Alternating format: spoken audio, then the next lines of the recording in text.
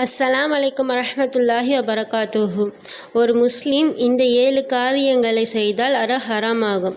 ஹராம் என்றால் ஒரு விஷயத்தை தடுக்கப்பட்டது.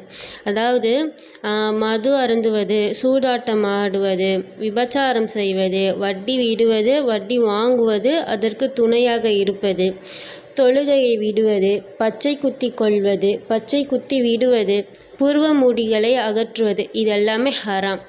ஆனால் இன்று பலரிடம் இதில் உள்ள எல்லா விஷயமும் இருக்குது. பெண்களிடம் புருவ முடிகளை அகற்றுவது, பச்சை குத்தி கொள்வது, தொழுகையை விடுவது, ஆண்களிடத்தில் இந்த மது அருந்துவது, இதெல்லாம் இருக்குது. அல்லாஹ் தான் பாதுகாக்கணும். இறைவழி செல்வம் இன்ஷா அல்லாஹ். அஸ்ஸலாம் அலைக்கும் வரஹ்மத்துல்லாஹி வபரகாத்துஹு.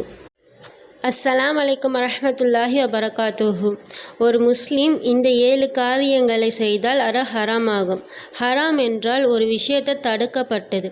அதாவது மது அருந்துவது, சூதாட்டம் ஆடுவது, விபச்சாரம் செய்வது, வட்டி விடுவது, வட்டி வாங்குவது, அதற்கு துணையாக இருப்பது, தொழுகையை விடுவது, பச்சை குத்தி கொள்வது, பச்சை குத்தி விடுவது, புருவ முடிகளை அகற்றுவது, இதெல்லாமே ஹராம்.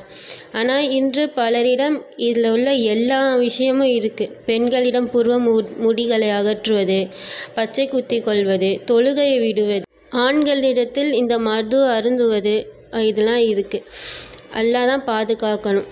இறைவழி செல்வம் இன்ஷா அல்லாஹ். அஸ்ஸலாம் அலைக்கும் வரஹ்மத்துல்லாஹி வபரகாத்துஹு.